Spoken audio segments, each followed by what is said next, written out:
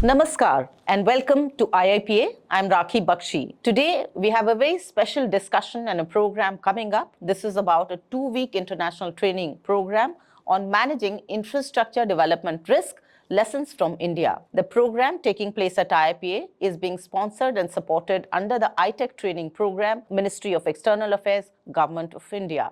We have some international participants coming here across the world. And they are international participants taking part here in this program. There are a lot of learnings, there are a lot of interaction which is taking place, but we are going to talk to them about what they have learned, what their experiences have been, and what are the lessons of India that they are taking back home. So over to them now. Talking about this training program, how is it really helping? What is it that you're thinking is very good about it? Okay. Well, first of all, thank you very much. I'm really honored to have been nominated and selected to participate in this training.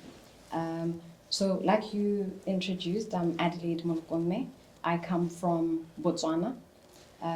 Botswana is very popular for its diamonds and its rich, booming tourism industry, right? But we're landlocked.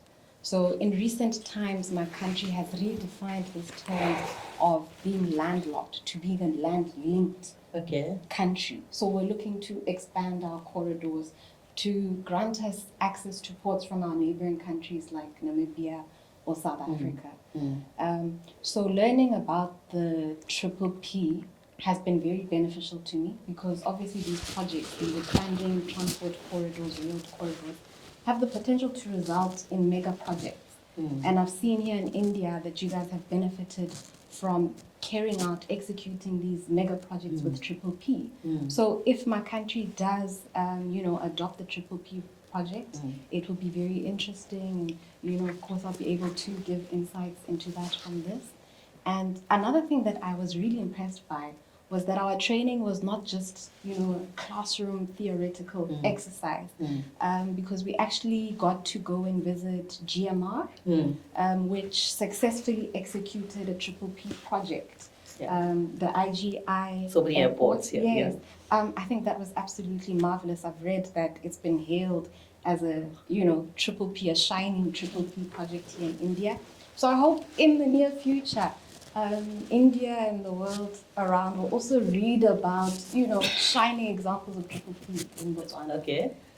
Honestly, I could go on because of the very beautifully said, ma'am, and beautifully shared. Sir, I would like to know your thoughts about the training program and the kind of benefits or the kind of notes that you're going to take back home. Okay. Thank you very much.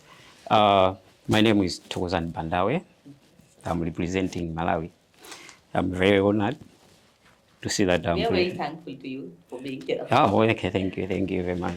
So, as someone working in the Ministry of Finance and the Economic Planning, I'm very happy that I attended this training because this training has helped me to see how we can manage risks in terms of development infrastructure from the planning phase, financing phase, and even implementation.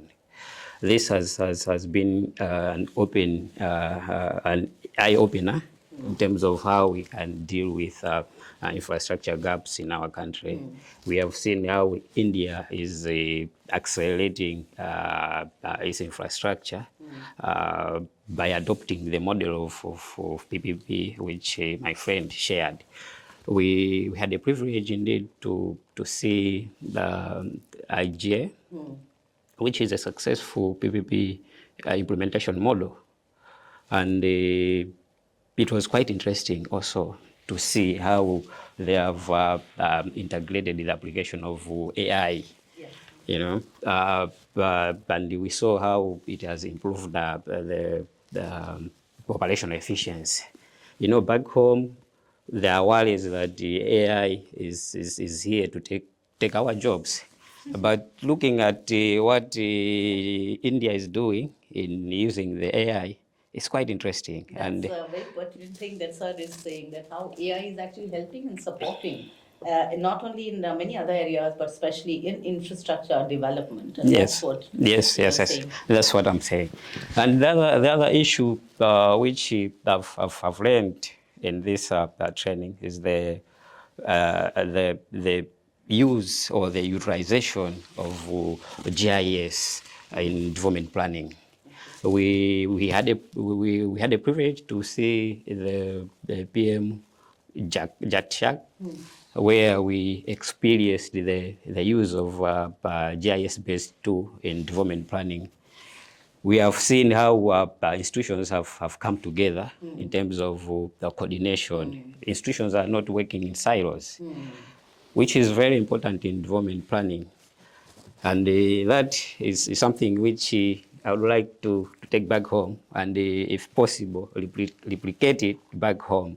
We have seen how you are implementing the master plan, and I believe that by 2047, you will indeed be a developed country. The other issue which I'm also taking back home is the issue of diversifying financing. So I'll take you back to the PPP arrangement. The issue of diversifying financing. We are operating in a space where resources are very limited to finance our infrastructure. Like, for example, in Malawi, we are very limited. We have very limited resources. But PPP arrangement is something which is just in infant stage. It's a model which, as a country, would like to advance it. To have more PPP projects. We have seen what India is practicing. A lot of PPP projects that are being implemented, and some which have completed. It's quite interesting to learn that PPP is really working for you, India, and they would like also the same model to work for our country. Thank you very much. Thank you so much for your time, and thank you so much, ma'am, for being here, sharing all your thoughts here with us. So that was the program that we brought to you and presented to you. This is at IIPA studio that we are talking to them. It's been a very interesting conversation talking about the learnings from India in terms of understanding how the infrastructure development is taking place here and what are the points that they can take back home. It's been a great engagement as the participants have shared. I hope that you enjoyed watching this program because this is about exchange of ideas and cultures. Thank you for watching. Namaskar.